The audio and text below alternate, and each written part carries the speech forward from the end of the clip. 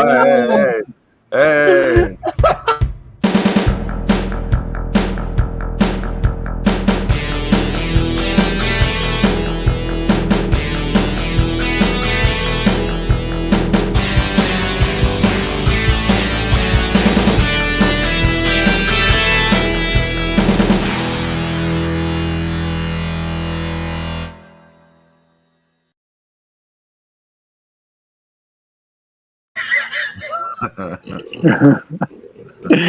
You're brutal, Pedro.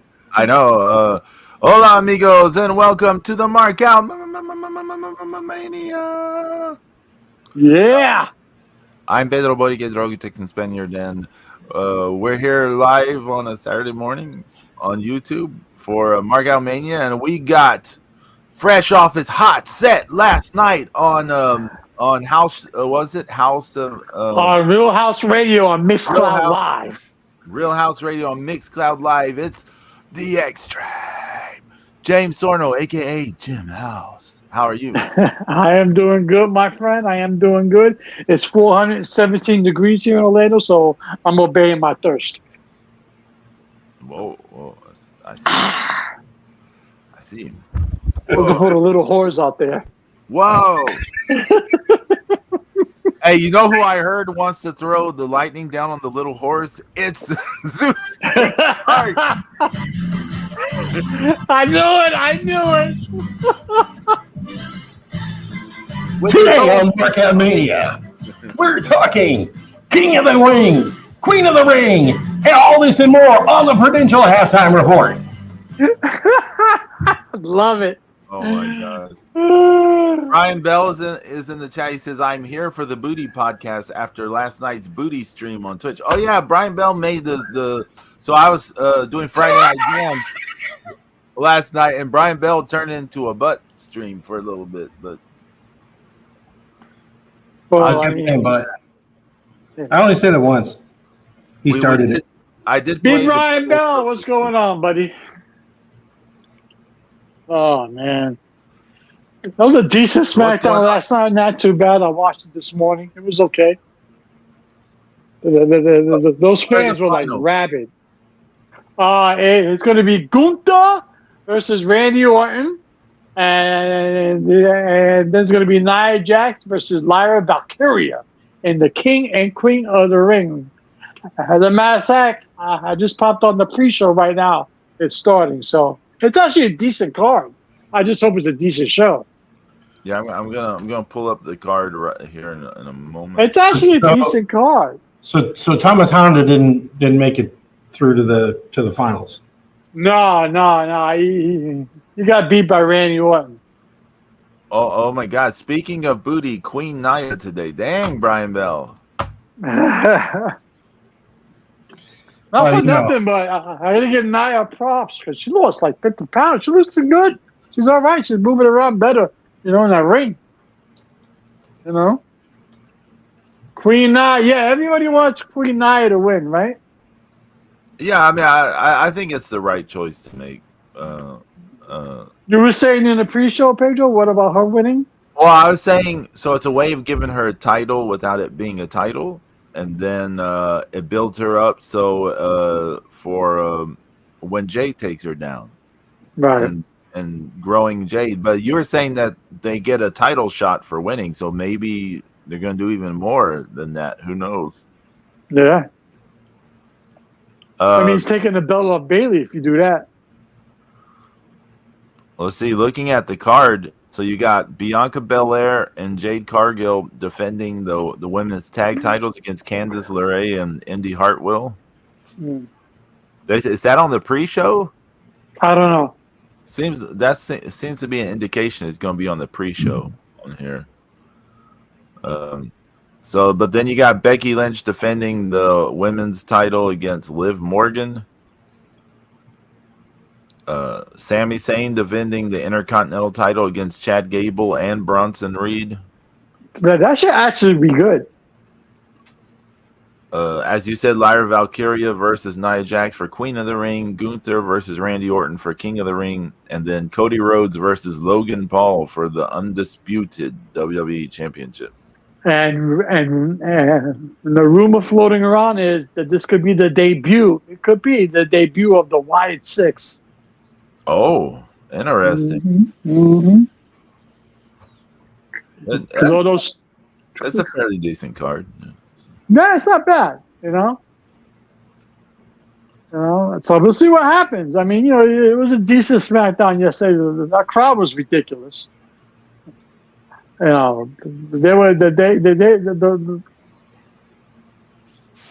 those kids in the audience were losing their minds yesterday, but it was all right. It was good. I mean, I'm gonna get heat for saying this, but fuck it. It looks like Saudi Arabia paid their way out of all the negative shit that they get, because they use sports to get out of all their bullshit. Yeah, the thing with the live golf, and now with the wrestling, with the money. I saw a thing they're calling it the sports washing. Yeah, right, Zeus, exactly. Yeah. Oh. Yeah. For them to just kind of, it's like, oh, we killed a reporter unjustly, but look, WWE's in town. Yeah. Look, Andre the Giant and Randy Savage main eventing. Well, reportedly, Hologram. Reportedly, they're paying a shitload of people a shitload of money under the table just to, just to bury the narrative, So we'll see. So you said, is Sammy going to be at that event? Yes. Yeah. Last year he went for like the first time. So he's there. Oh, okay. There is a dollar number for everybody. Everybody has a price. I wonder how. But Ted DiBiase, I wonder how that went down. Because he was so up. He was against it. Yeah. And all of a sudden, money, money, money, money, money. So I guess everybody has a price. Yeah, right? Everybody has a price for the nameless, faceless corporation. they won a WrestleMania. Yeah, they're also probably high on petrol fumes. Yeah. Well, did you hear about Minnesota getting SummerSlam next year? It's going to be a 2-night event. What? For SummerSlam. Come on. Nobody wants 2 nights SummerSlam. No, I don't either. But it's like not for nothing. But is the E putting the pedal to the metal? I mean, come on, man. They're going to be making money hand over fist. Triple H and some of those press things lately, he's been kind of putting it out there like, if places want us to come, if countries want us to come, they gotta make a lot of noise. They gotta do what France, what this and this have done, make a lot of noise, give us a bunch of money. I mean, so they're kind of putting it out there. Let's be fair too. The WWE has a big event. That town that holds the event makes a shitload of money. So in Minneapolis, the Target Center holds it holds like 17,500 for hockey. Not going to be at the Target Center, Zeus. It's going to be at the football stadium. Yeah. Oh my God. Yeah. Where the Vikings play. Yeah. I think that's a bit ambitious for SummerSlam, but go ahead. Holy shit, that's 73,000 people. Yeah, I don't think it's going to be structured for that, but yeah. Well, I can see it being set up there if you're not going to try to sell 73,000 tickets. Well, where else are you going to put it? I mean, you're going to put it in the place where they play the hockey? No, I'm saying you said it might not be structured for the 73,000. Yeah. I'm like, why would you not try to sell 73,000 tickets? Yeah, that's true. But they're doing it someplace other than the hockey place. Yeah. But it was just announced, I think yesterday or the day before, a 2-night event in fucking Minneapolis. I'm like, why? I mean, I understand WWE's hot right now, so if they want to take advantage, fine. You know. Now you got the UFC bosses to answer to too. I get it, but I mean, don't stretch yourself too thin. You talk about it. UFC's never been in a damn football stadium. No. Yeah, but not in America. Yeah, but if they could squeeze WWE for more money, fine. You know.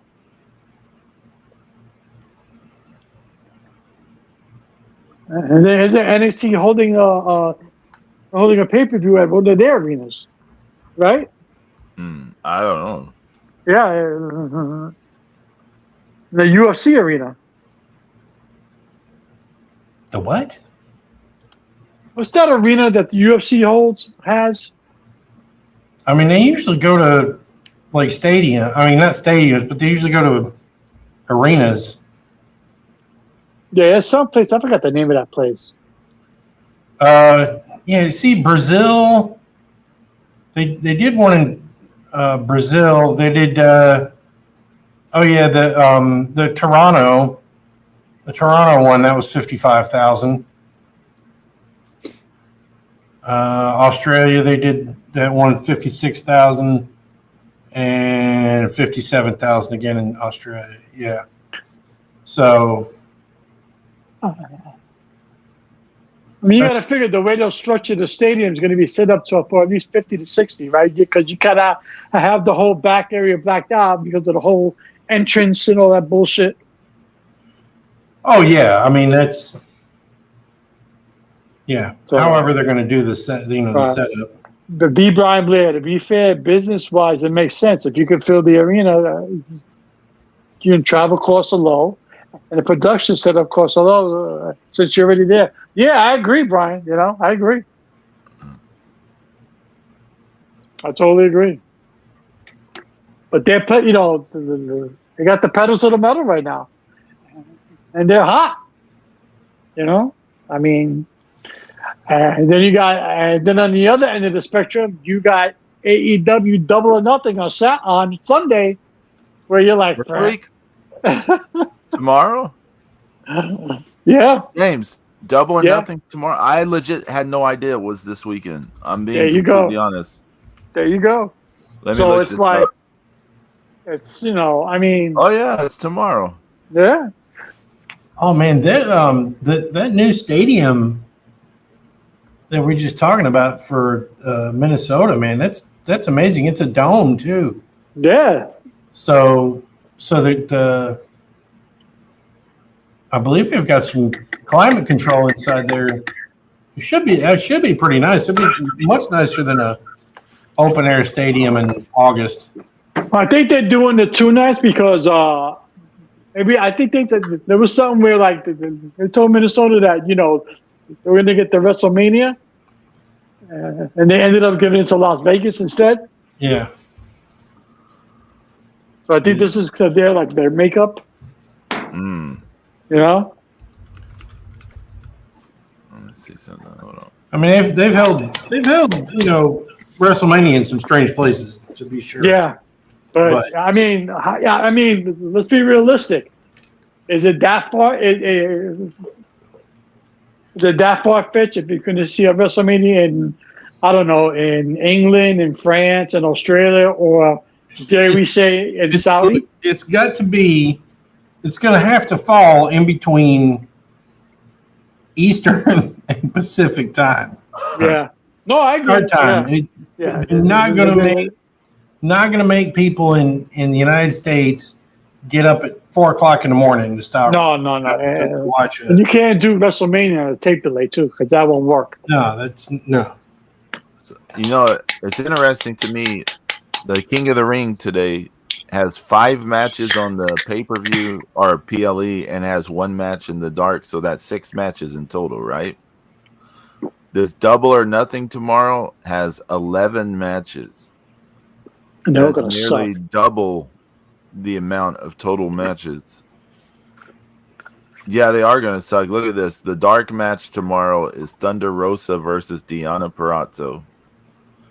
That's not going to be great. You're going to then I apologize, but I mean Thunder Rosa is just not what she was. No.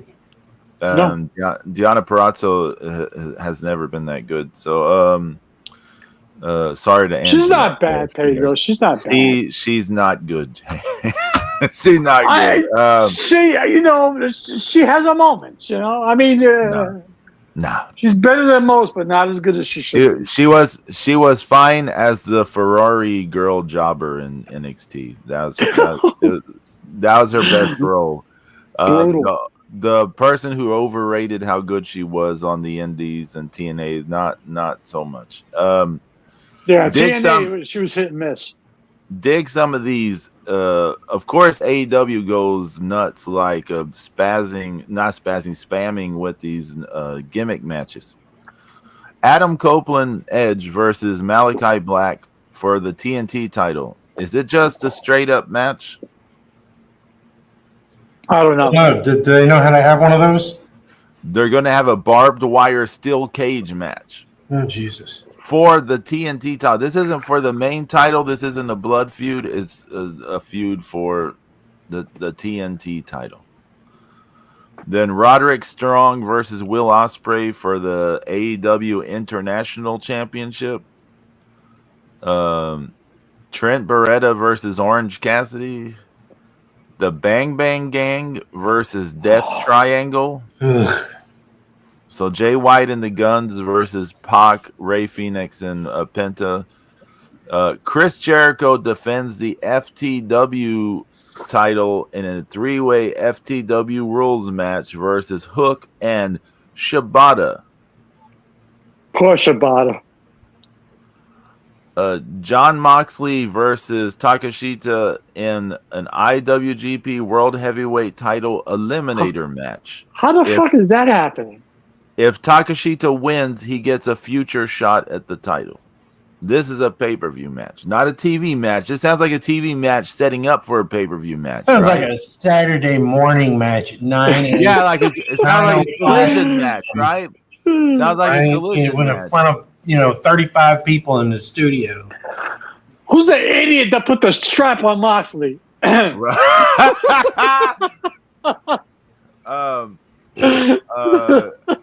It's wild to me that the IWGP title is like in eliminator matches on AEW. That's wild. What the fuck is Tanahashi doing? Money. It's not. It may not be what he's doing. Is Bushiroad is just like it's free money. Do it. Yeah, maybe. Yeah. For the women's world title, Timeless Toni Storm versus Serena Deeb. Willow defends the TBS title against Sasha Banks. The Elite, Okada, Jack Perry, and the Young Bucks versus Team AEW, which is Danielson, Darby Allin, and FTR. Oh. And then Swerve defends. Okada's like, I thought I love multi-man matches. Swerve defends the world title against Christian Cage. Who wrote this shit? Up, down. Wow. I don't know. AEW where the best wrestling happens, Well, we need Lux to phone in and give us his hype take on this show. Well, yeah, he'll have his unique take on it because he actually watches it. So shout out to Lord Lux wherever he is. And when I say wherever he is, I mean in front of the TV masturbating to AEW.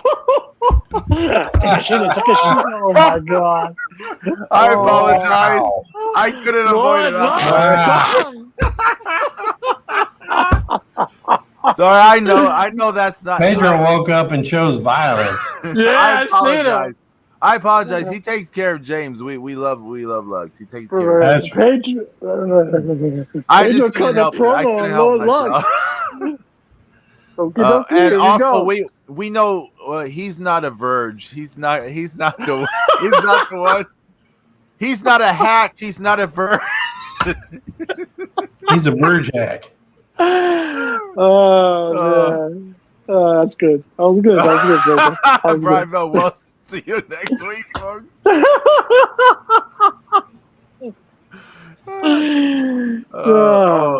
I'll be right back. Something's going on. Hold on. Yeah. But it should be, it should be a decent show today. I mean, all the Saudi shows historically haven't been decent. Except the last one was okay. So we'll see today. We'll see what happens. Yeah, It should be good. Let's hope everything is going well. Hey, James, what would you say is some of the best like your favorite SummerSlam memories? Oh God. Oh, that's hard to pick. The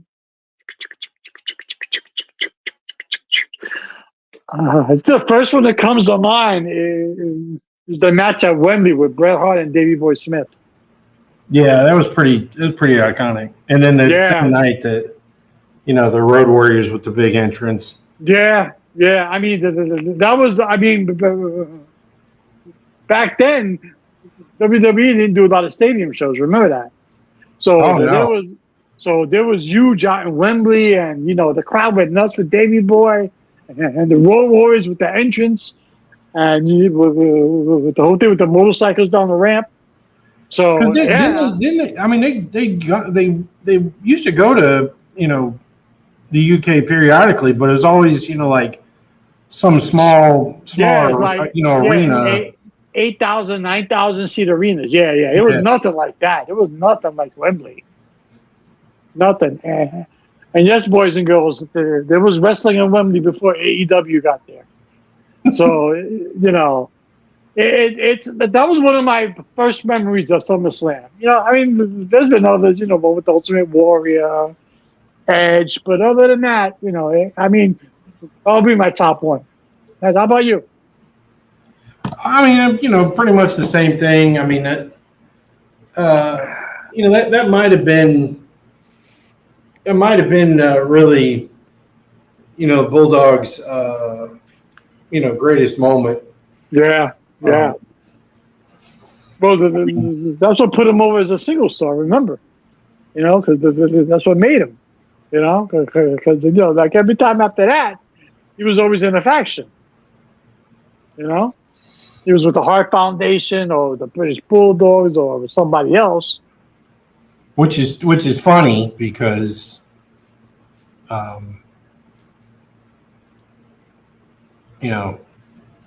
that it was the Bulldogs, hated the Hart Foundation. Yeah. And then he ended up becoming a part of it. Weird. The one SummerSlam they had Rick Rude was going to wrestle Junkyard Dog, and then he had the trunks with the tights with JYD on them. Oh, yeah. Goes off at Jake Roberts' wife. Yeah. That was hot. A lot of people slept on Rick Rude's run in WWE. I thought it was a good run. He was IC champ, right? It was what? He was IC champ, right? Yeah. He beat the Ultimate Warrior, Bobby Heenan. I believe that was SummerSlam '89. That was the one where he won, right? Yeah.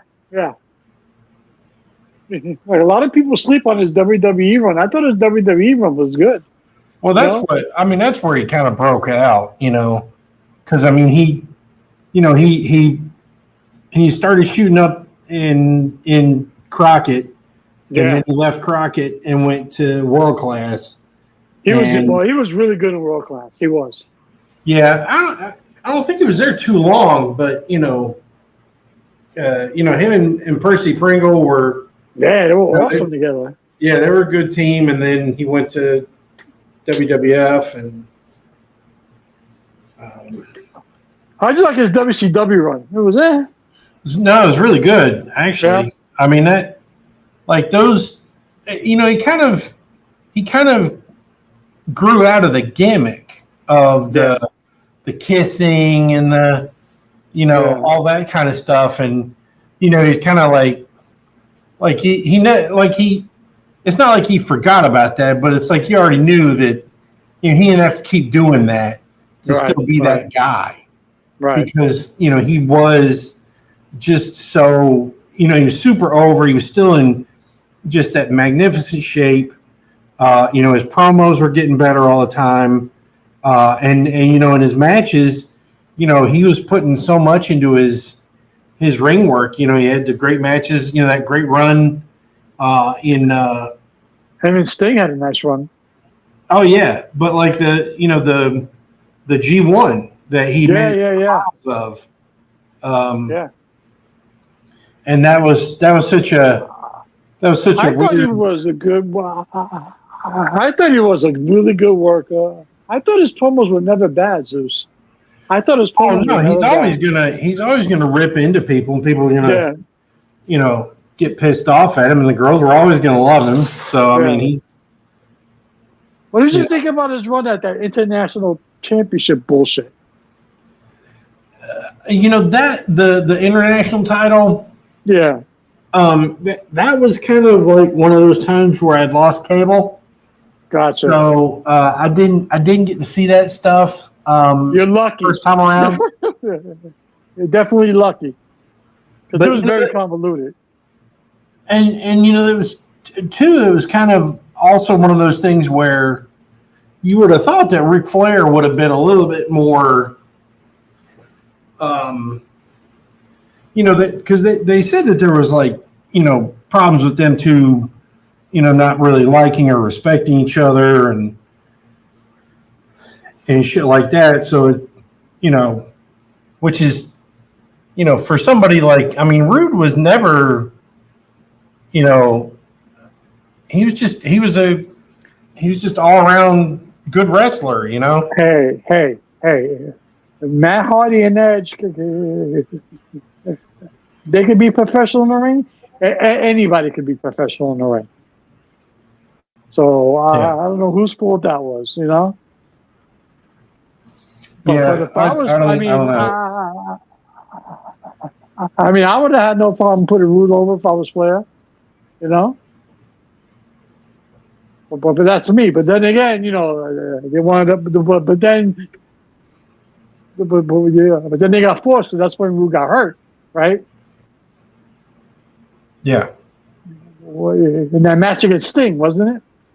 Yeah. That was that raised stage. Yeah. Was a really dumb. That was a really dumb thing. Mm-hmm. So he was kind of forced to give up the belt after that. Yeah, it was just not.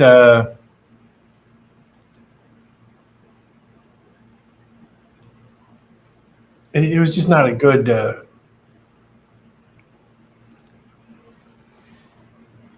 It's just a bad setup, and obviously, you ended the career of somebody who could have gone at least another 10 years. Yeah. Well, actually, not for nothing, but he didn't do bad. He didn't do too bad not wrestling. He was part of DX. Yeah, but he was in ECW for a little bit, running his mouth. And then he went to WCW. Yeah, it didn't. It definitely hurt his career, though. Oh it did. It did. I think it was probably a hard adjustment for him, and and if he had any problems with, they said he didn't have any problems with painkillers or whatnot, but no. A lot of guys do. So, what did he pass away from? A large heart, right? Yeah, So but that's a telltale sign of steroids. Yeah. I mean, it kind of is one of those things. But once again, I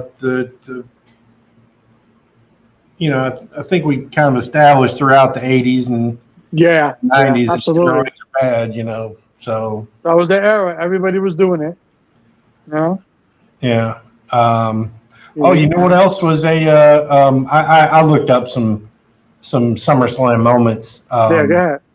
Undertaker and Mankind in the Boiler Room Brawl. Yes. Good job, Zeus. Good job. Good job. And Paul Bearer turned on him. Yeah. Well, wasn't that the match that actually made the character Mankind? Yeah, because they made him a viable contender against the Undertaker. Yeah. Because he took a beating, but he kept dishing out a beating too.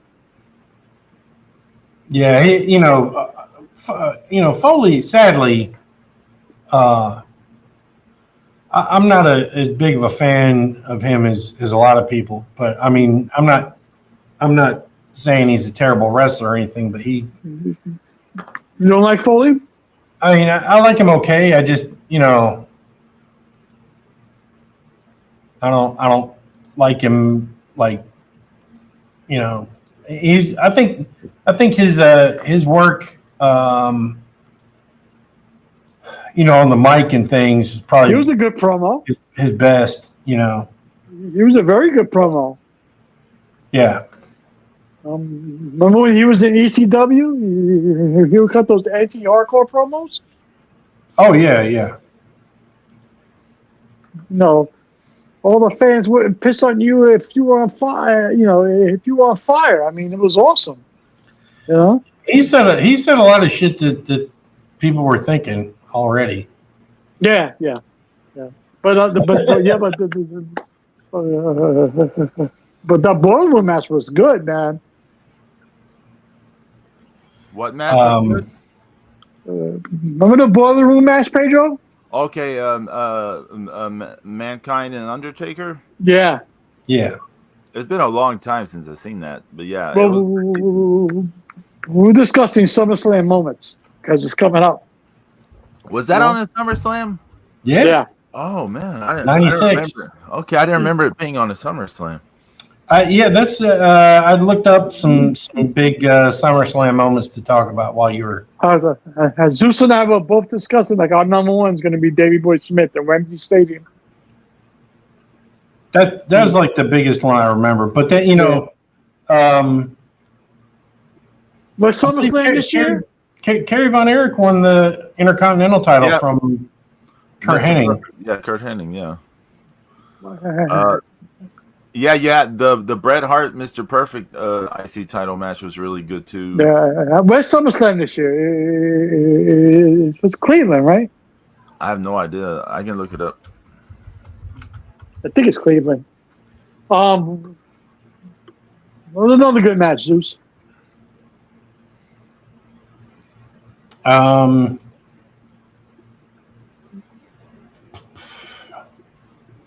Yeah, another SummerSlam moment. Cleveland Brown Stadium. Stadium. Oh, so it's outdoors. Nice. Well, at least somebody should win in Cleveland for the that the fans can enjoy. Yeah, that's fucked up, sis. Yeah. Yeah. SummerSlam 2000 was WWF champion The Rock defending his belt against Kurt Angle and Triple H. And that was during that, that love triangle with Angle and Stephanie and Triple H. Oh, wow. I completely forgot about that. I tell you, I didn't remember the match until you said Angle and fucking Stephanie. I'll tell you a match I thought was really good. It was, if I remember this correctly, it was Steve Austin versus Kurt Angle for the title at 2001, the SummerSlam. It ends in like a DQ or something like that. But I remember that match being super good. Yeah, Zeus, it's at U.S. Bank Stadium. Oh, nice. Yeah, so, yeah. That's where Minnesota Vikings play, right? U.S. Bank Stadium? Yeah. Yeah, that's where they're doing it. At August 1st and August 2nd, 2026. Yeah, that stadium looks amazing. Yeah. How much it holds? Over 70 grand, right? Yeah, 70. Yeah. Jesus. So, I mean, like you They're gonna said, rake in the money. depending on the configuration. Yeah. But Yeah, that should be interesting. Should be good. anything good happening on the pre-show? No, they're just rehashing everything that's happening. Like all these backstage interviews is going on live. They just show Bianca Belair and Jay Cargill in their outfits. Because it's jealous, so you got to be covered up. Right. Yeah, they're in the. They're like the women have wrestled there before in the bodysuits and stuff. Yeah. They changed their attire to how they look because they're showing like the first time they came, and like these long sleeve and oversized T-shirts, and now the wrestlers have all these tight sequence bodysuits with all these designs on them. They show Bailey, so like it's evolved. And they show Bailey. She shaved her head and she shaved her head. Yeah, she has like an Arabic fucking writing on the side of her head. Yeah. So it's interesting that they you know what? They're all getting into it because I guess they got no choice. They're paying.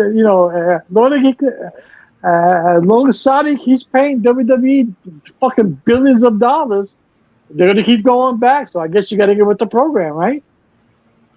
That's their business, Yeah. I mean, if you work for that company, I guess you got to go with it. Because I would love to know what changed Sami Zayn's mind. It may be, they may have addressed that with his last. Yeah. I don't know. It's hard to say, but he's because it couldn't be just money because that was the case that we got paid off the first time. It's hard to say. Yeah, but we'll see. We'll see what kind of show this is. But thank God no more Shawn Michaels coming out of retirement to wrestle, so that's good. That was horrible. No, you don't want no more Shawn. Come on, no more Shawn Michaels. No. He should not step in. He still got it. You know what? He wants to run in the ring and do a super kick? Fine. No fucking 40-minute matches. Are you now booking Shawn Michaels and the Young Bucks and the Usos super kicking at one time? No, please. That's enough. Young Bucks. Brutal. But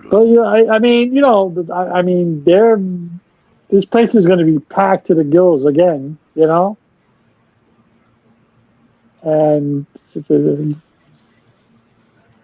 they have like do the WrestleMania Fan Fest? Well, they have a Fan Fest for King of the Ring in Saudi, and it's a huge hit. Actually, it's Triple H live talking about it now. Here's Triple H talking about it live right now on the Prudential Halftime Report. I'll take the Knicks.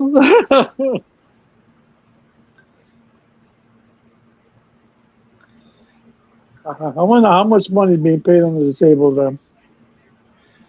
I think it's all been on top of the table. As much money as they've been throwing around. Well, yeah. I don't think there's much reason to have it under the table anymore. Apologies, I'll be right back. Yeah. Well, if they want a WrestleMania, I'm sure that might happen.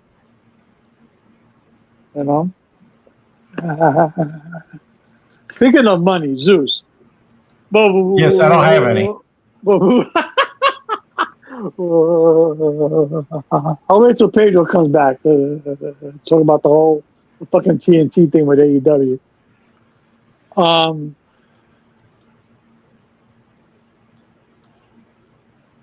I got one for you, Zeus.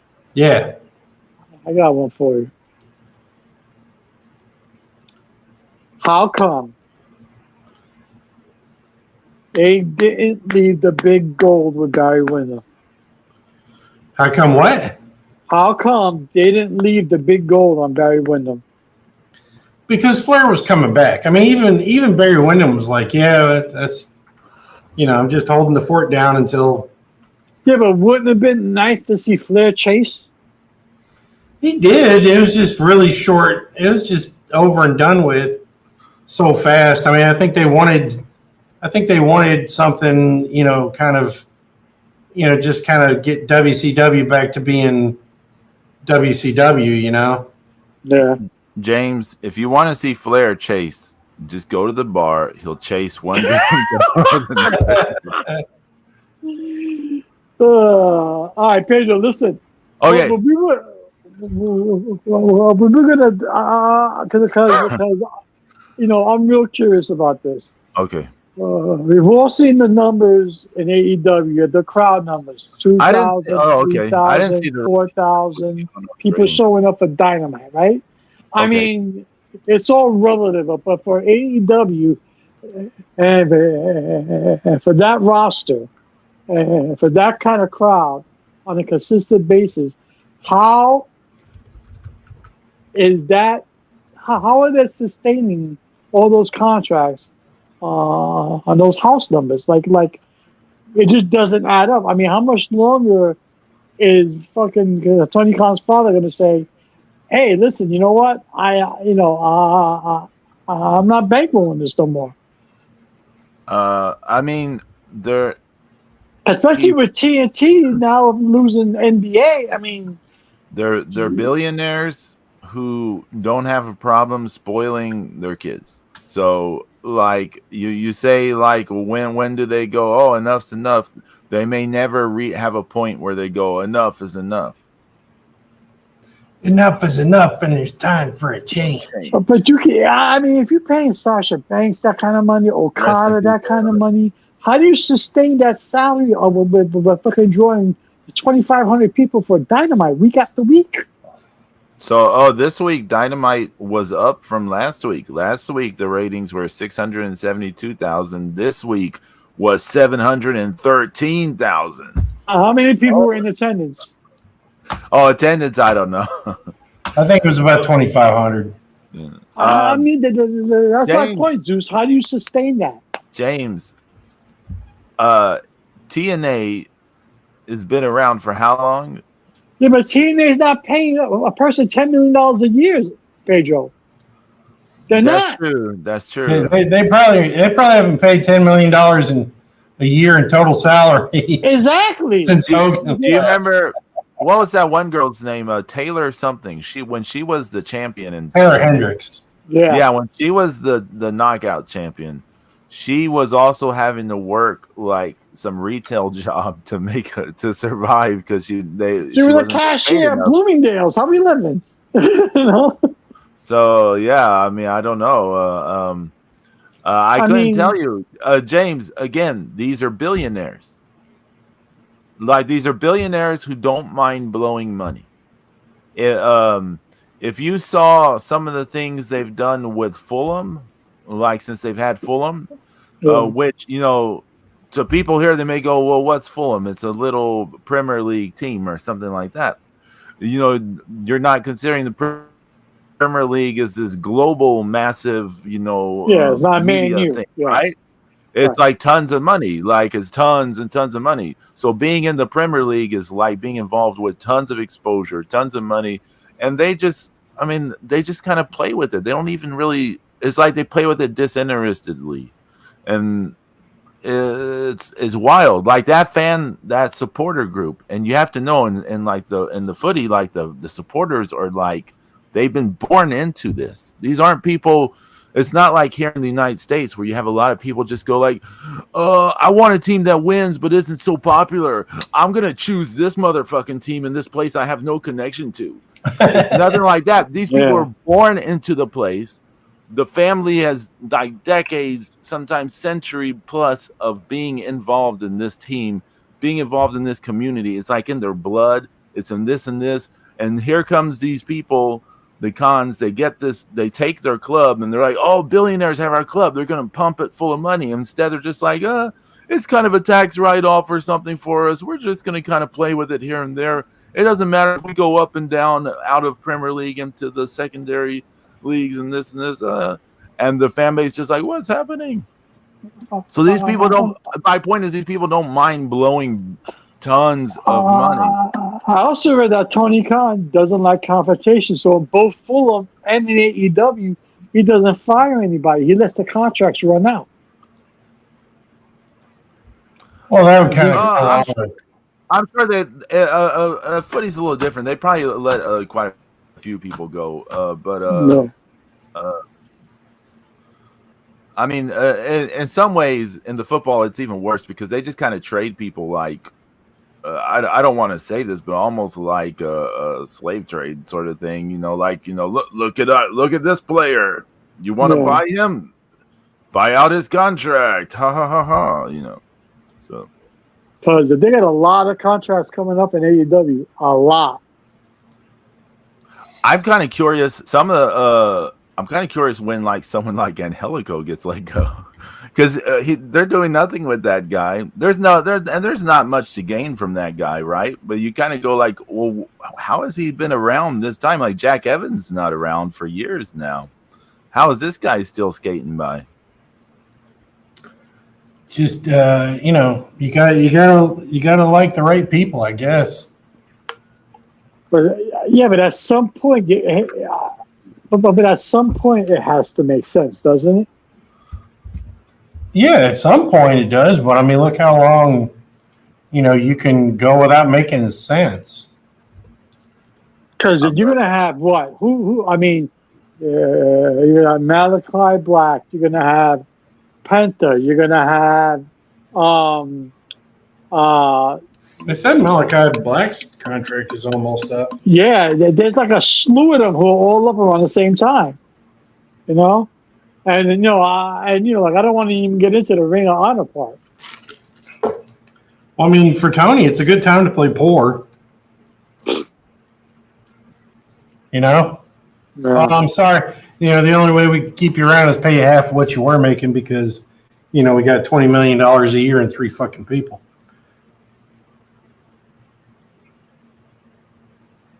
I mean, he got not for nothing, but it sounds like he was bidding against himself. Like, I'm going to sign Okada because I don't want nobody else to sign him. So, like, I'm going to offer him $10 million or whatever it is. He was bidding against himself. Nobody was going to give him that kind of money. Or Sasha Banks that kind of money. Nobody was giving her that kind of money. Charlotte Flair doesn't even make that. Rhea Ripley doesn't even make that.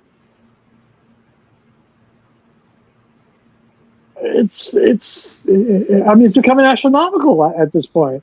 And then you have TNT losing the NBA, and if one is claiming fucking bankruptcy, I hope AEW is not going to sit back and think, we're going to sign this multi-year exclusive deal. I don't think so. Unless they put the AEW pay-per-views on Max and have people actually pay through it through Max, maybe. But other than that, I don't know. I mean, again, it has to make sense at some point. Yeah, but we don't know how far it doesn't make sense. That's the thing. True. Fair enough. We have to remember that we just don't know shit. Fair enough. I'll give you that. I mean, we're just. I just hope his business acumen is better than their fucking television product. Jesus. I mean, I don't care what they do. Just like, I don't care. It sucks. They can, they can fly a kite. I don't care. They just, it's just all so fucking unwatchable. The only thing they did right is have a Jim Crockett promotion, Mid-Atlantic Wrestling, NWA fucking reunion at Revolution. That's the only thing they did right. With Magnum TA, Nikita Koloff, Lex Luger, fucking David Crockett, Sting Farewell. I mean, they should have had everybody in that fucking place. Fucking Flair should have been there. Everybody should have been there. I mean, Flair was there. I mean, Mickey Steamboat was there. I mean, they should have everybody from that era there. Well, I mean, promoting events is not their strong point. I mean, it's just like we said. There's an event. They got, what is it? Double or Nothing? Yeah, that's tomorrow. Who knew? It's all this stupid argument. All the Twitter is just like half of everything wrestling is something stupid that Meltzer said and people calling him out on it. And now he's been saying some negative things about truthful things about AEW recently, so I'm sure he's getting I haven't even paid attention to what Meltzer says. I can't anymore, actually, because it's just shit coming out of his mouth. He's just ass backwards. He doesn't know what's going on anymore. He should just retire from talking. Yeah, I mean, but like I said, I mean, it's a guy he's selling a service. Yeah. So, he's still making excuses for the ratings, and and then of course people talk about ratings. There's all these people talking about, oh well, it doesn't matter as much because you can't measure the streaming and the blah blah blah, and but the excitement level is so it's gone. It's not that fresh brand new thing that they did not become what they said they were going to become. And so let me ask you then: is AEW a flash in the pan, or is it sustainable? Like I said about every wrestling promotion, if you lose your billionaire, you're dead. Right. So technically, Tony Khan and his dad are both billionaires, according to Forbes. Right. So, until they lose them, or I mean, if they're not able to be on a network, that's going to be a problem.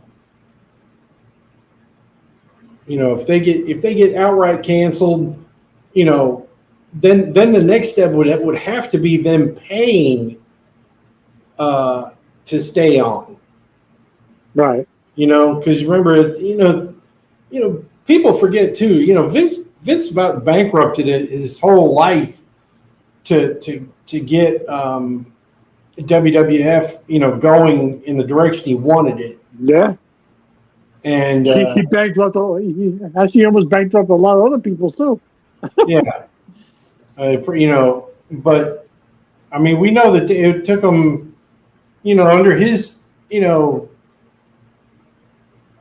under his direction, it took him a long time to get into profitability, and even then,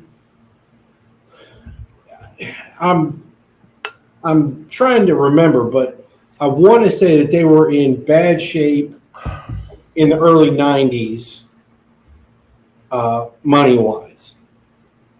Who are we talking about? WWF. Wait, who? WWF. Okay. Apologies.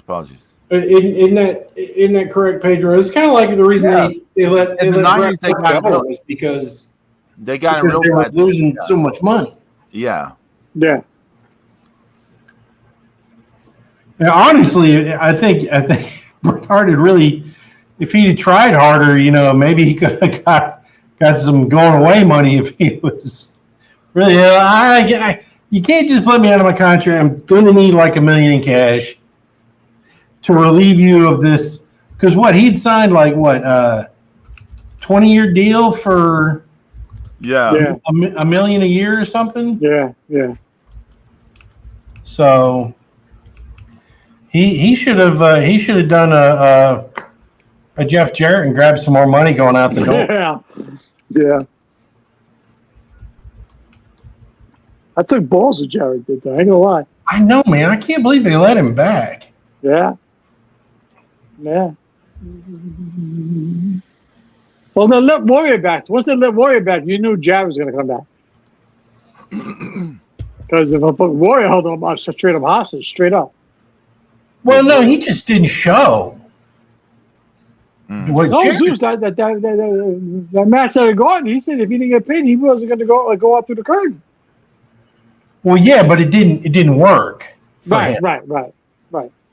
You know, Jarrett was able to walk away with, you know, reportedly, or a rumor of $750,000 in cash. Cash, yeah, no, he that's balls. Cash money.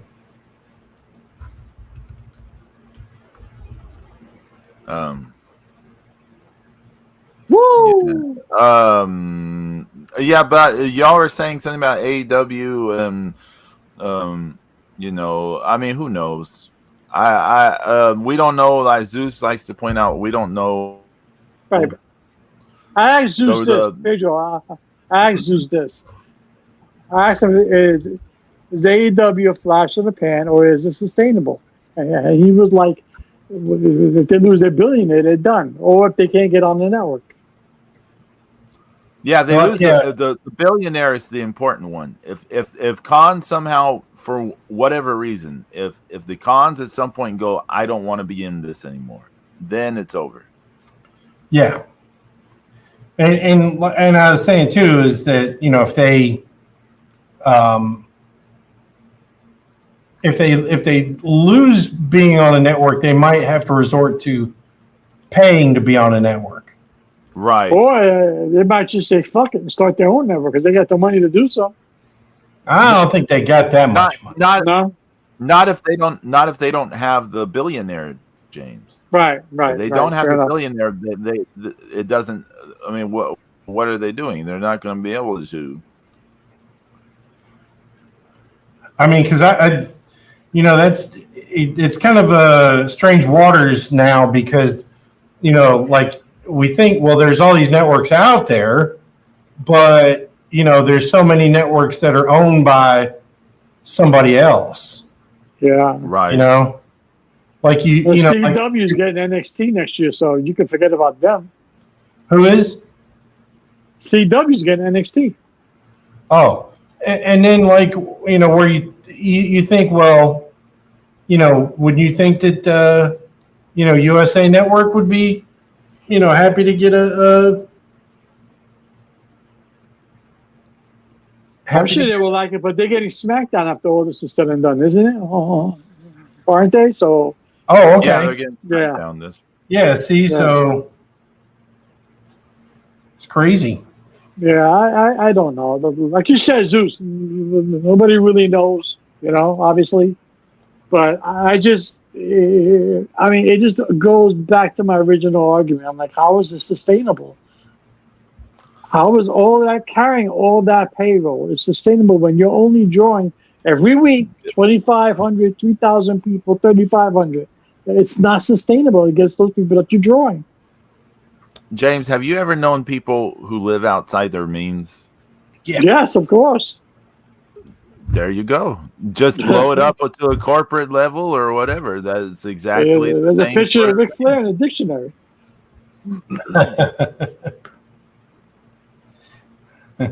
Well, you know, every time Rick seems to make it into financial stability, you know, he dropped $1,500 at a pizza shop. You know, well, I was thinking, you know, his next ex-wife is. Yeah. Like, hey, I'm doing great. Everything's going great. I'm gonna divorce my wife and marry this fitness trainer. That man pays more in alimony than some people make in a fucking year. Yeah, he's paid more in alimony than people's salaries. Well, I mean, it's certainly more than Ricky Morton owes in child support. Oh, damn. Oh, damn. So there's an interview out with Rossi Ogawa, by the way, changing the topic. Uh-huh.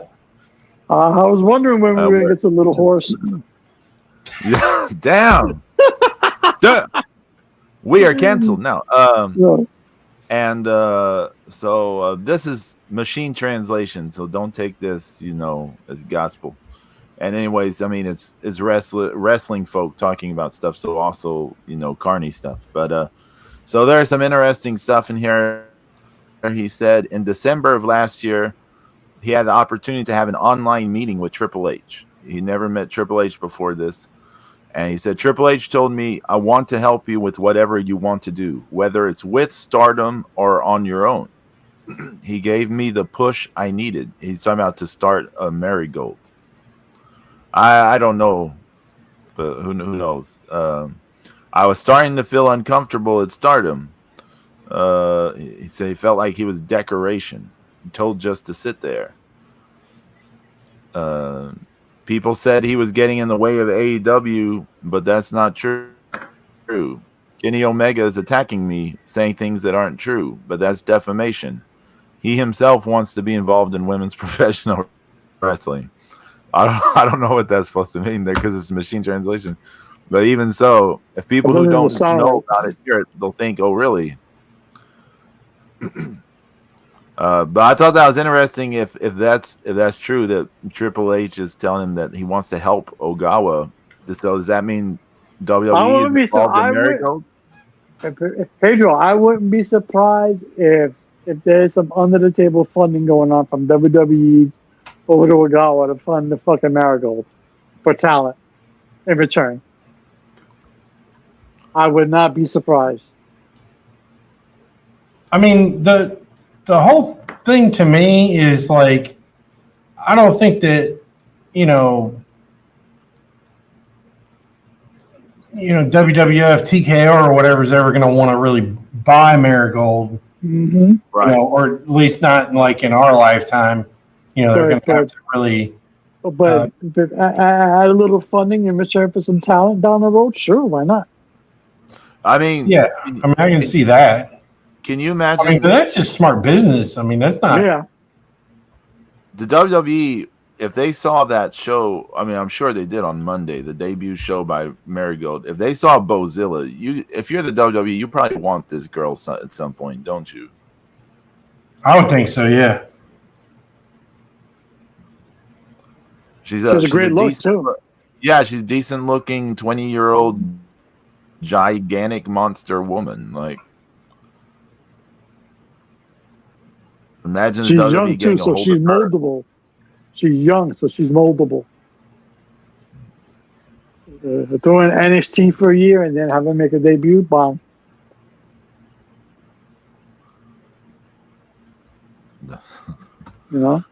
Yeah, I'm laughing thinking about James saying it's time. Wonder when we were gonna get to the Little Horse. Well, yeah, because you were drooling over the pay-per-view, right? Hey, I wasn't drooling. Okay. It was. I enjoyed it a lot. He had a napkin. Hey. Oh no, but it was pretty good. You said, right? It was good. Well, I'm not saying. You have to look at the context of how I word things, okay? So nothing is ever good anymore. Let me put that out there. Not again, we have to go back to the same argument page where it's good for this type of wrestling. Right. But like everything had a story or something going on in it. This was to me very encouraging that every single match, even there was one match, it was just the absolute shit. There's a match, it was just so dreadful. It was so bad. But even that match had a point to it. It had something they were pushing for the future. Every match on this show had a thing pushing something to go forward, in the promotion. Right. And then that main event was just a spectacle. It was just an outright spectacle. And Bozilla, they made her seem like the biggest star. Kirk and Hall, you have Julia, you've got Utami, both of them former World of Stardom champions. You got Sari, who's held like a gazillion different belts, was in the WWE, was in NXT at one point. Now back in Japan, she's got the Seedling title. So you got these famous women's wrestlers. They're like the top women's wrestlers you can have in a way in Japan. And Kirk and Hall, when everything is over, is chanting repeatedly for Bozilla. Bozilla, Bozilla, Bozilla. They made this girl into like a star, like in this match. Wow. And Nice. I mean, and at the same time, they made you want to see,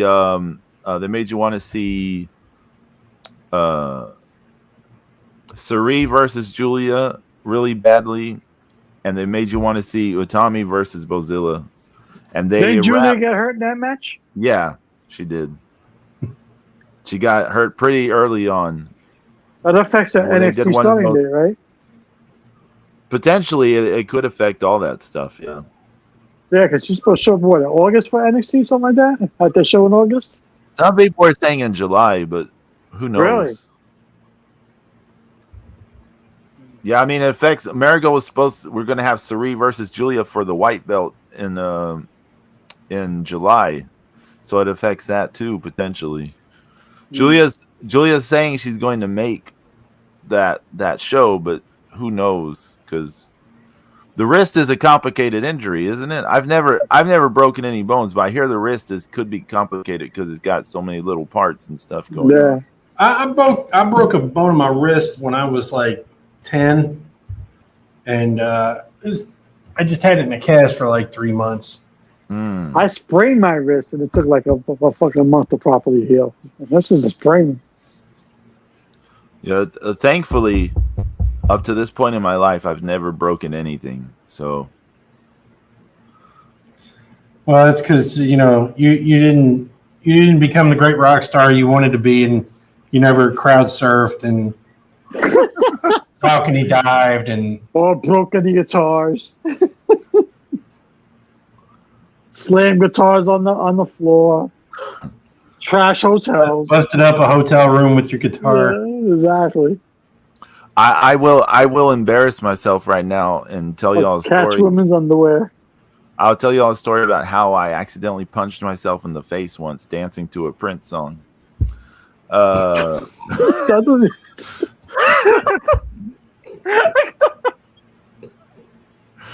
be right back. I can't. I was in high school, and I was in my room. I was dancing to. I was listening to that song. My name is Prince. My name is Prince, and I am funky. My name is Prince, the one and only. Y'all know that song, right? I did not come to funk around till I get your daughter, so I won't leave this town. So I'm dancing around, and somehow, I don't know how, I accidentally punched myself in the face dancing to this song. And my glasses flew across the room. And so I'm like all stunned because, just out of nowhere, I accidentally punched myself in the face. And then I got to find my glasses. And I look in the mirror, and like where my nostril meets like my face, like where it connects was like cut along there. So there's like blood coming down my face.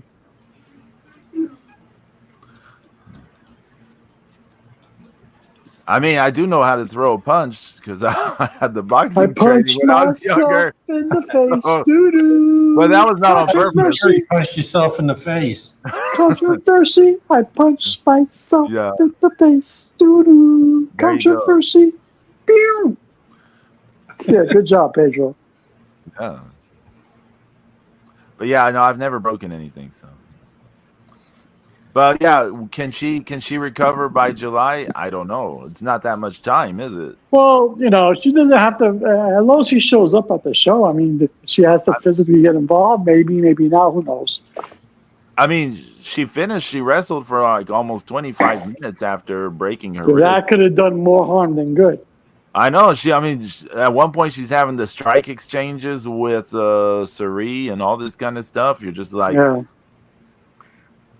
when I was watching it, I kind of knew immediately that she got injured on that fall away slam Samoan drop spot. Be Brian Bell. Joe wasn't pulling the Lux watching No, Malmo. no, I was not. Bang! Good job, B. Brian Bell. Good job. Oh, Liv Morgan, stop cutting promos. You suck. They've got 2 shows tomorrow. They're doing 2 shows in a day. This is Marigold? Yeah. Same city or? Could be. They're doing one in the day and one at night. But Nane Takahashi was supposed to be on there. She's off the shows because she got COVID between Monday and this. So brutal. Oh man. Oh. I think Dominic Mysterio trying to press up on Liv Morgan. Oh dang. I think if y'all watch that show, you will at least like the main event because it is. No, I'm sure there's some good in-ring action. You know. Well, sure it's good. The main event is just like a spectacle. You remember like the WrestleMania, the Cody versus Roman, how it was just like this big spectacle. Yeah. It was just a bunch of crazy things. It wasn't really a match. It was just a bunch of crazy stuff happening. That's what that main event felt like. It felt like this giant spectacle with just crazy stuff going on, like just moments and events happening during it. I don't mean to change the subject, but I like Liv Morgan, but I don't know if this current storyline, to me, it just makes just be just a little bit overrated. I'm like, yeah. You know what's not overrated? What? I knew it. Today on Markout Mania, Pedro Boyd leads the Houston Rockets into Orlando to see the Magic and Lord Lux, the king of the Bird Packs.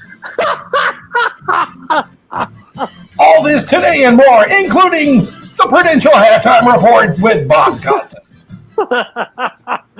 Nice. Good job, Zeus. Maybe we can get maybe we can get John Tesh to listen to our podcast. You should, right? Yep. I mean, shit, because you're getting a free plug. Is he still married to Connie Celica? That guy doesn't get residuals on Markout Mania. He'd be paid. Yeah, right. He take all of the $0 that he makes from all of our views that we. He's still married to Connie Celica since 1992. He's been married a long time, right? Yeah, 1992. 1992? Jesus. That's a good marriage. Long. Damn, fucking Zeus. Now you get that song in my head again. He also wrote the theme to the music to Bobby's World. Oh, wow. Nice. That's kind of after my time. Pedro, did you watch Bobby's World? I've never heard of it, so I can't even tell you. But is it a kids show? Yeah, it's a cartoon. It came from kids. Okay, so Howie Mandel was the voice. Oh, I remember that. Yeah. I never heard of it. But Stephanie gives me grief sometimes because I never watched like Sesame Street and stuff like that when I was little. Oh, Sesame Street's a classic. How do you not watch that? Because all of his fucking family go, you know he's not real. You know he's not real. It was the 1-2 punch. It was Sesame. Grow up, Pedro. You're 5. Be an adult. Look. It was the 1-2 punch, Pedro. It was Sesame Street and Electric Company.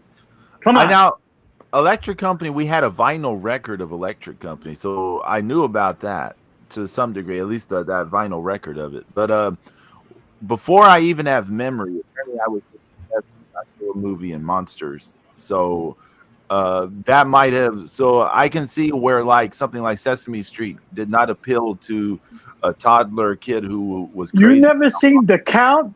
The Count the numbers? I mean, I have seen the reference, but it's not something I grew up watching.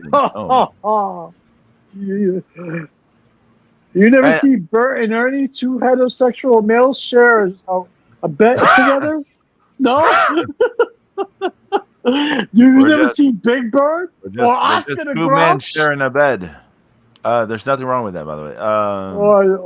Or come on, like Oscar the Grouch? Again, James, I know of them. Oh. I know the reference, like I know the gimmicks and stuff like that, but I did not grow up watching that stuff. No. You know that all the people who starred on there, that electric company.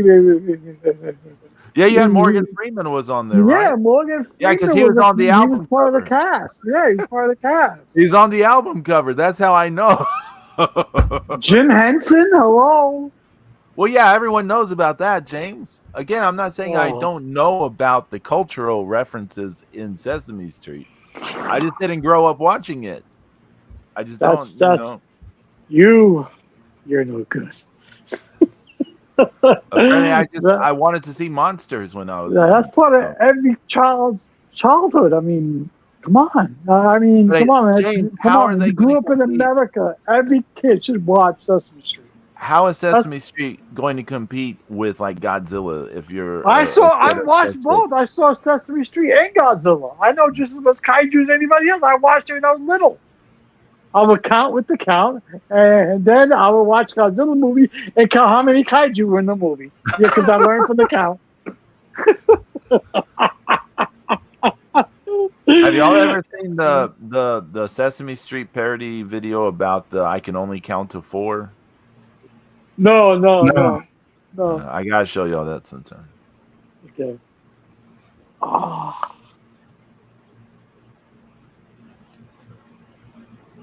Hey, Zeus keeps bringing up the theme song for the NBA on NBC, and I keep going, well, what is going on with the NBA playoffs? I have no idea. I mean, the Pacers beat James's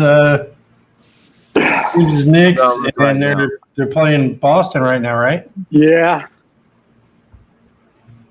Okay. Yeah, man. To be fair, I mean, I'm not making excuses for the Knicks at all, Zeus, but to be fair, half their roster was fucking injured. I mean, nobody was on that fucking floor. Fucking Jalen Brunson kept throwing up bricks. So, what are you going to do? Boston is up 2-0 on Indiana, and Dallas is up. Pacers shouldn't even be there. It should be the Knicks. Yeah. I mean, the Pacers shouldn't even be there. It should be the Knicks. So if it ends up being Boston versus Dallas, that's not a very marquee NBA final. Boston's huge. Boston, but Boston's huge. Dallas, everybody expected the showdown between the Celtics and the Knicks. Everybody thought that was coming, but obviously because the Knicks got hurt and hit out the Pacers are very underwhelming compared to the Celtics. So I wouldn't be surprised. I think if you're saying like nationwide, it doesn't have as much appeal. Right. Yeah, that's what I'm saying. It's like, do you remember any time the San Antonio Spurs won the title? I remember every time they went to the finals, the NBA just almost being like, fuck. Well, not really, because they had the Admiral. The Admiral was the G. Everybody knew who the Admiral was. Everybody knew who David Robinson was. I seem to remember people just being like, oh, no, this isn't good television. No, Zeus, am I right? Everybody knew who David Robinson was. Well, everybody knew David Robinson. Yeah. But you see, the thing about Tim Duncan is Tim Duncan's so methodical. He's not flashy. He's just. But he was good. Yeah, but he wasn't flashy. Right. Yeah. Right. Fair enough. Because every time they made the finals with Tim Duncan, NBA seemed to the coverage seemed to go down, and the ratings went down, and all this stuff. Because Manu Ginobili and all those people. I would see the Talking Heads talking about it, not the band, the Talking Heads. That would have been awesome if they were talking about it. When the days go by, let the water hold me down. So this made me look up the Stanley Cup playoffs. We've got the Rangers. Oh yeah, man! The Rangers won last night in overtime. Yes. And you got Dallas versus Edmonton. Yeah, that's actually a good series. Is that Stanley Cup Finals? No, that's the Eastern and Western Conference Finals. Okay, yeah. I was going to say they usually mirror the NBA. Yeah. Yeah, but it's not. I mean, everybody was expecting Knicks and Celtics. Everybody wanted New York and Boston. So now it's like the Pacers and the Celtics underwhelming because it is. Yeah, because the Celtics are going to blow them out. Honestly, a lot of today's basketball is underwhelming because they just Zeus, the fuck Boston's going to kill Indiana. Come on. Hey, who? Okay, here's a question because I don't remember who won last year. I don't remember. Who won last year? Denver. Denver Nuggets won. You're right. Oh, the NBA Finals. Yeah, it was Denver. I completely forgot about that. Yeah. Isn't Boston going to kill Indiana? Indiana can't hang with Boston. Come on. The Jokic dude has he's won 3 MVPs in a row. Yeah. It's crazy. Oh my God! They're showing the setup for the King Queen of the Ring. That place is yammed. They're hanging from the rafters everywhere. They got yams everywhere. Yam. The yams. That place is yammed. I'm going to get in trouble for saying this, but you're saying in Saudi Arabia they have people hanging from the rafters? Isn't that just a Tuesday?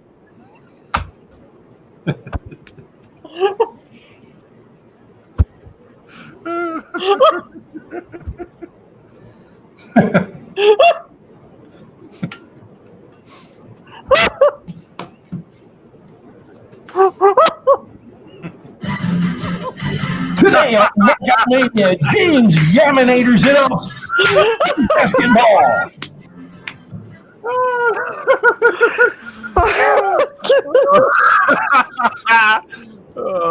Today, James the New York Yams in a battle against the Indiana Pacers. It's the Yams versus the sweet potatoes. It's the same thing. Oh, James, take it easy. We apologize. I'm sorry. Time out. Oh, timeout. He's calling timeout. Hey, guess what? You're like Chris Webber. We don't have any timeouts.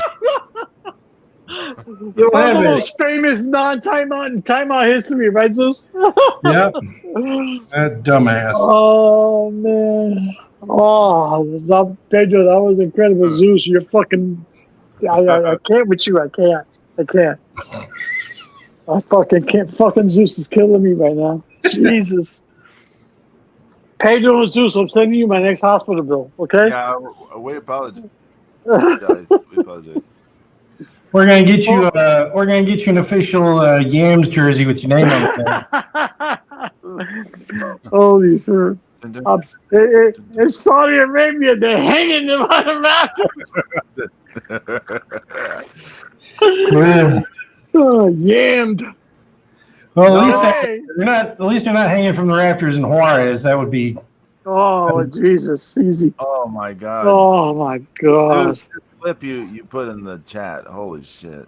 Holy shit. Hold on. James, hold on. I'm gonna bring it here. We're gonna watch it. We're gonna watch this clip. Okay. So, hold on. Am I gonna die? Maybe. Oh God. We may die of phantom pains. Yes. Oh Lord.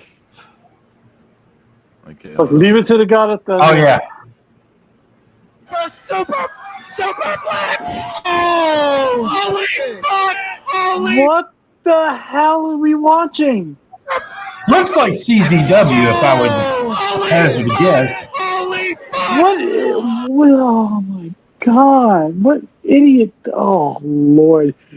Isn't that the first 2 seasons of CZW's on Tubi? I refuse to watch. Are you serious? You can buy a hot dog for $3. You don't have to go through barbed wire for a hot dog. I mean, goddamn, you don't have to kill yourself. Oh my God! Why would you? Barbed wire fucking.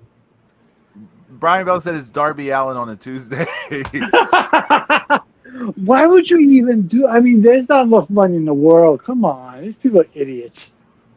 Yeah, for the dozens of people in attendance. Mind you, not for 50,000 in the stadium, but for dozens of people in the gymnasium.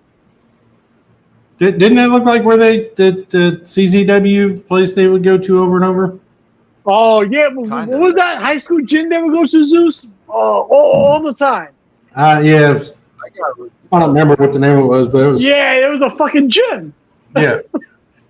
Oh Lord! It was a gym, but like they had like some. It's kind of like ECW arena. They had some building interior like office building, offices or something that they could stand on and do stupid shit and jump off of. Mm-hmm. Okay, This one, they just like, oh fuck it, we just bring out the whole damn scaffolding. I typed in CZW and I get Backyard Dogs, 1987 CWA Memphis Wrestling Yearbook Volume 4, Best of Bruiser Brody Volume 1, RW Real Wrestling, and a bunch of people I've never seen before. Best of Vancouver Volume 2, 14 big matches. Pedro, they're on Tubi. Yeah, I'm looking for it on Tubi. Oh, okay. Wrestling with Reality. Stephanie Finocchio is Trinity. I don't know why this came up for CZW. Isn't Wrestling with Reality, isn't that Booker T's group? Reality of Wrestling is his group, not Wrestling Reality. Okay. There you go. Yeah, something like that. Whatever the fuck it is. Knockout Sports World, where there's looks like there's a topless lady covering her stuff with boxing gloves. Champions of the Ring, Portland Wrestling, Superstars, Super Series. I haven't seen the CZW yet. Do I need to Oh my god! Trust me, I was looking at it yesterday. They have a PGW, but I'm not going to read out what what it all stands for. No.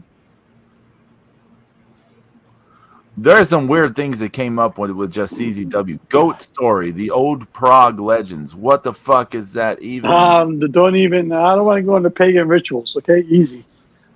Underworld Wrestling. What the hell is this stuff? I didn't know there was so much wrestling on Tubi.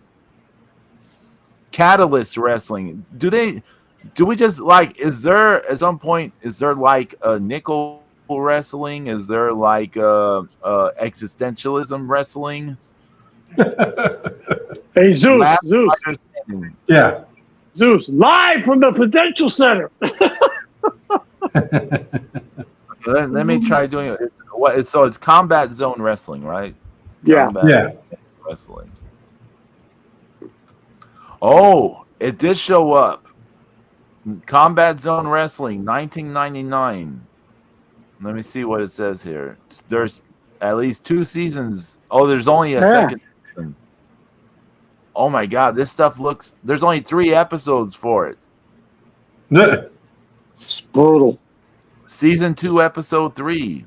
Season 2, episode 5. Season 2, episode 6. Weird.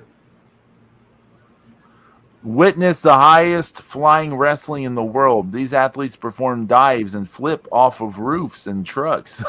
I'm not making this up. And drugs. And drugs. There are no countouts, no disqualification, no rules. Watch the stars of Combat Zone Wrestling. Flip off a truck while holding a steam visor. Witness pro wrestling so violent it is not legal in the United States. Barbed wire, fire, and glass are all legal. There you go. Oh, Lord. I can't. I refuse. Starring Quicksilver, Sensational One, Justice Payne, Super Crazy, and Hurricane Kid. Where's Zandig? Zandig's not in this? Brutal. Well. Actually, where's Eddie Kingston? Wasn't he the biggest star at one point? I don't know. Was Eddie Kingston the big guy at CZW at one time? Eddie Kingston is now the big guy in rehab, right? No, that may sound like drugs. I mean, like physical rehab. Yeah. Well, I mean, he's probably gonna have to get surgery before he starts physical therapy. So he did he break? How many bones did he break? He broke his shin and tore his ACL and MCL. Jesus. Oh, Jesus Christ. Like a top athlete, it takes him like 6 months to a year to come back from that. He is not a top athlete. Not so much. Wait a minute. Hold on, wait a minute. Yeah, but if he's hurt, then what's going to happen to the Volta Triple Crown Championship? It's broken up already. He's lost all the parts. No. He lost one part to. He lost the Continental or whatever to. Not the button. Not the gumdrop button. He lost the Ring of Honor to. What's that guy's name? The brother who's left. The Briscoe brother who's left. Jay Briscoe. Yeah. Well, no, not. It's a Jay. Oh. Whichever one is left. Mark Briscoe. Mark Briscoe. He lost it to Mark Briscoe, and then he lost the strong title to. Who did he lose the strong title to? Somebody now. Gabriel Kidd. I think it was Gabriel Kidd. There you go. So he doesn't have any of these. Not the gumdrop buttons. He lost it all. Oh my God. The Volta Triple Crown, no. Easily one of the dumbest flash in the pan things. Mm-hmm. That didn't even last 6 months, Zeus. Well, these guys made a fucking all-Atlantic title and put China and Japan in it. I mean, if you're asking me, if you wonder sometimes why people have a low threshold for bullshit, that's one of those things. It's like, well, why? How can I believe you for anything when you made in the 21st century, the age of information, you can literally pick up your phone and go, what are some great nations in the Atlantic, that border the Atlantic Ocean that I can use? It will not tell you Japan or China. I mean, you can literally ask Google for a list of countries that touch the Atlantic Ocean. But that's why they renamed it, right? That's why they renamed it the international title. They shouldn't have had to rename it. Right? You're absolutely right. You're absolutely right. No argument. Named it something different, or just fucking. Maybe stop making so many useless fucking titles that nobody gives a fuck about. Did X-Pac? Did he spend one night in China in the Atlantic region or somewhere else? I think you spent a lot more time than that. Oh my God. No.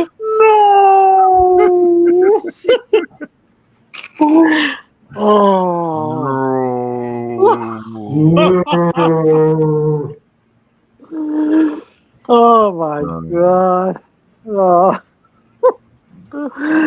Oh yeah. Today on Workout Mania, X-Pac leads his penis into China.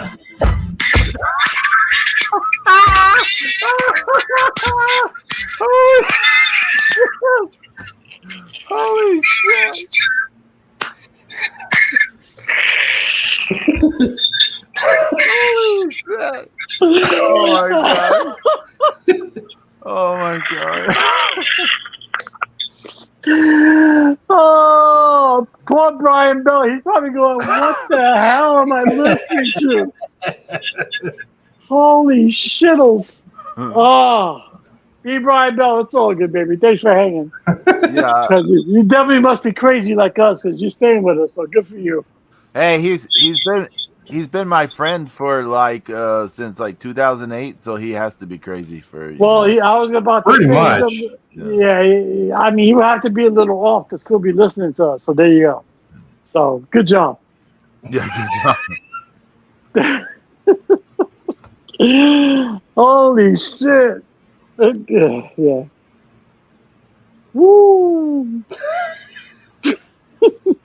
Hold on.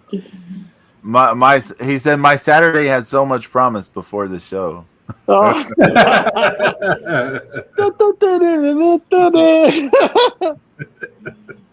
Oh my God! Can I ask a simple question? Did any wonder that he had a broken coccyx?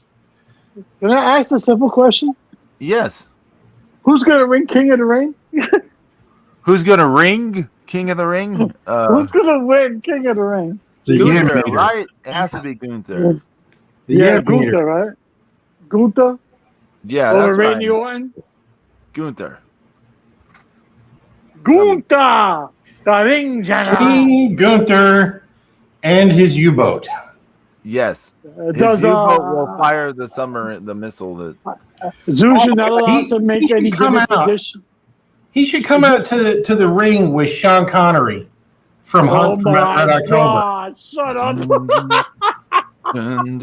The weirdest Scottish Russian I've ever seen in my life. I got a question for you. The fucking alien Dragunov shows up today and becomes the newest member of Imperium. Oh, and help Gunther win. Could be. Yeah, Pedro, you were right. Indy Hartwell and Candice LeRae are fucking hitting the ring right now. Hey, and there's a ref in the ring, so I can only assume it's Jay Cargill and Bianca Belair. Yeah. How are you gonna have Bianca Belair and Jay Cargill in your pre-show? You know, it's one of those things. Hey, I guess somebody has to do it, right? But before we take off today, let me try something. Although I don't know if this is going to cut out the sound or not.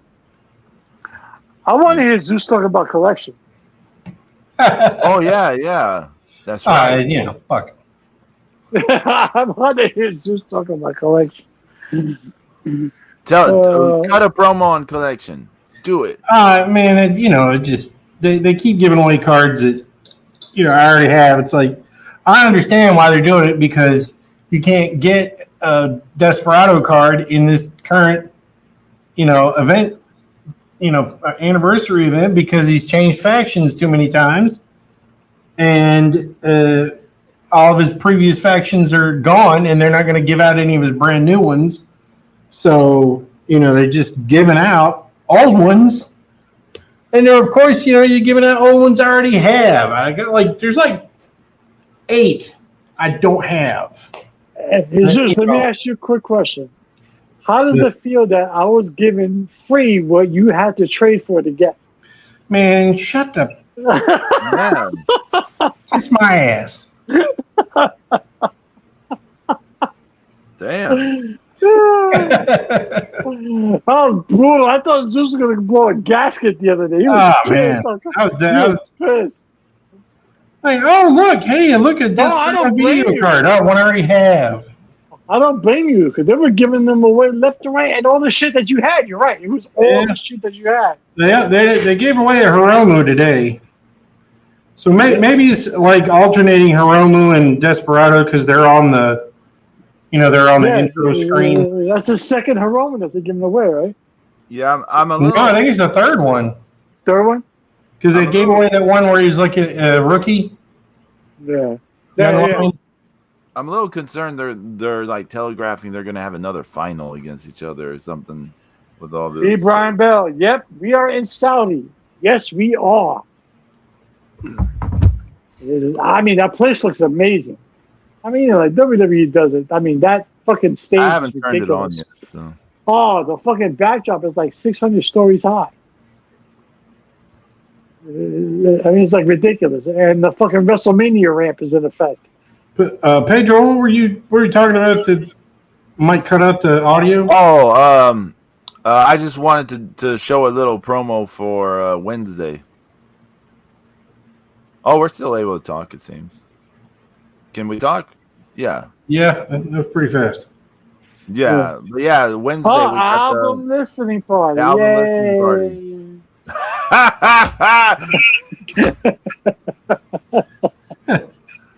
Damn. Kate is wearing a Snuggie. Oh. They look good, I ain't gonna lie. Let me see. I mean, it's hot in Orlando, but it can get a little hotter. Yeah, I'm sure it's pretty hot in Saudi Arabia. Yeah, it's like 94 over there, some shit. But yeah, they look good. But pink's a good color for them. Oh, they're in pink. Yeah. So that stage is set up nice too. Let me see. Let me get Actually, you set up like the outdoor WrestleMania stage, but they're indoor, aren't they?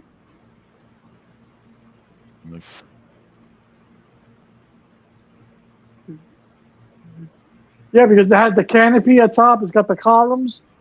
But isn't the Jetta fucking outdoor? I mean, indoor? It's a dome, right? I don't know. It's a dome, so why do they have the canopy?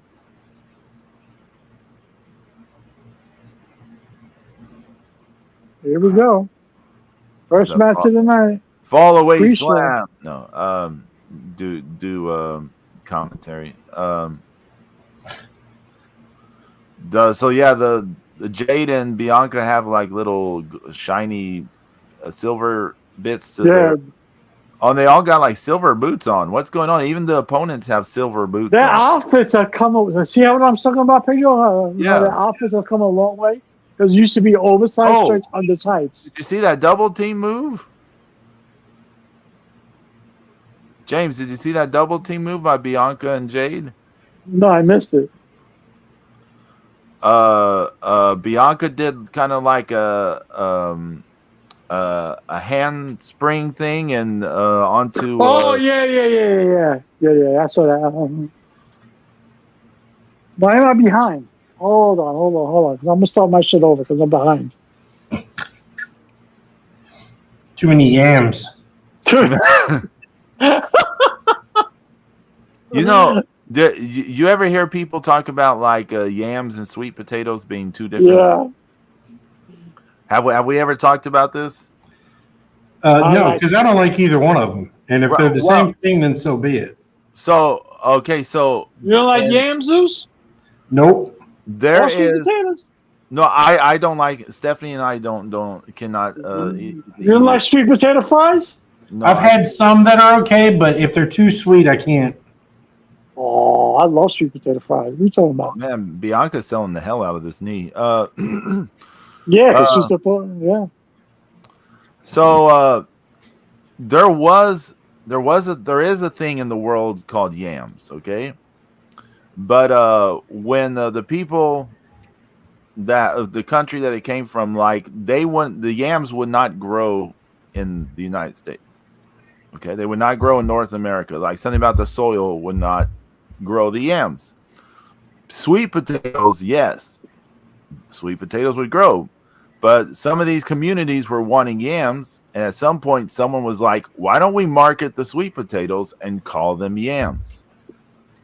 So, here in the United States, if you've grown up eating yams, you've grown up eating sweet potatoes. They're the exact same thing. It's just a branding thing. Well, okay. Where I grew up in the Bronx, yam, because remember the yams used to come in a can? Yeah. Oh, yeah. They still stuffed them. Right. And they stuffed them in the can, right? They stuffed them in the can, right? They were overstuffed. Yeah. Okay, so like that was a slang term for saying like a place is packed or stuffed because it was yam. Oh, okay. So I said, Saudi Arabia, look at that place. It looked yammed because it was stuffed.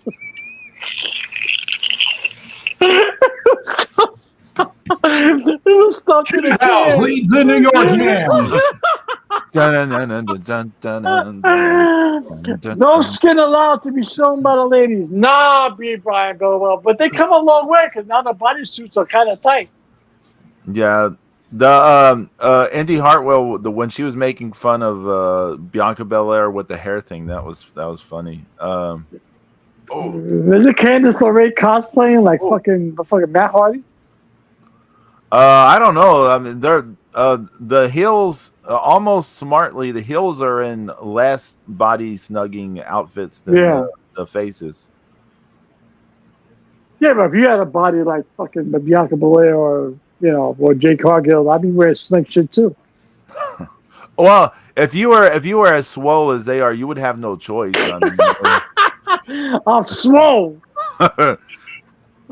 Anyways, those pants are gift. those pants are yammed, yeah. Zeus, you got anything to plug? Anything coming up?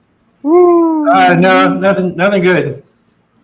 James, you got any more Real House Radio stuff? I might be doing something this Friday again. It all depends on how I feel. I'll know by Tuesday, Wednesday, but I'll be on Twitch with you guys on Wednesday. I'm trying to make it, so I'll say something there. Yeah, it'll be a good time. Okay. So yeah, definitely. The album listening party Wednesday. The album listening party. I got to pull out my Elton John glasses and my parachute pants. Eastern, 8 p.m. Central, 6 p.m. Pacific. It's 2 days before the new album comes out. The album will come out on pedroboy.bandcamp.com. pedroboy.yams. Pedro Van Dam. Pedro.yam. I am Pedro Van Dam. This Pedro is my Van Yam album. Pedro Van He's gonna hit the Pedronator. Yeah. I'm just gonna cover like dance songs, but with a banjo. You can see. Steve Martin. Oh my God! You gonna do a Steve Martin? Gonna Steve Martin. Create a whole new genre of music. Yeah. I'd cover all the riffs and everything. Anyways, Jay Cargill looks ridiculous, even in that fucking onesie she's wearing. Oh my God! Calm down. No, I'm just saying, like, you can stop a car. She is moving better. I will say this. Yeah, she is. I thought the match with her and Nia was the most natural she's looked in the ring. Was that match? She still needs to learn how to sell. Yeah, she doesn't know how to sell. That's for certain. Oh, did you see how Candace landed on her? That looked bad. Oh, the way she landed on the outside. Yeah. Oh man, Indy gave Jade the softest uppercut I've ever seen in my life. Anyways, yeah. Oh, that was ugly. That was ugly as fuck. The moonsault thing. Sorry, that was ugly. Yeah, Wednesday on Twitch, twitch.tv/ Texan Spaniard. I'm all fucked up now. How do you pronounce Yeah, because you said Pedro / man. Yeah. So if you want to hear the new album, I put a lot of work into writing it, a lot of work into recording and producing it. So I'm excited for everyone. Yeah, listening party. Everybody wear your MC Hammer pants and fucking let's do it. Yeah, that would be awesome. I should wear MC Hammer. I should dress up like MC Hammer for the thing, but I won't. Because you're too legit to quit. I can do that. I can do the thing. I can do Let's see if I remember it. It's too legit to quit. Too legit to quit. Is that how it went? Too legit. Yes, with actual some rhythm and. There you go.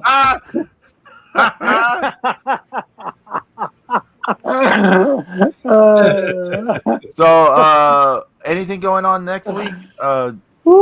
James, your birthday's coming up sometime, isn't it? Oh, Lord, don't remind me. Yeah, it's on the 10th. Getting old. Yeah. Del Rey is planning for their own special subsection of fucking spring break. I'm surprised I'm making it another year.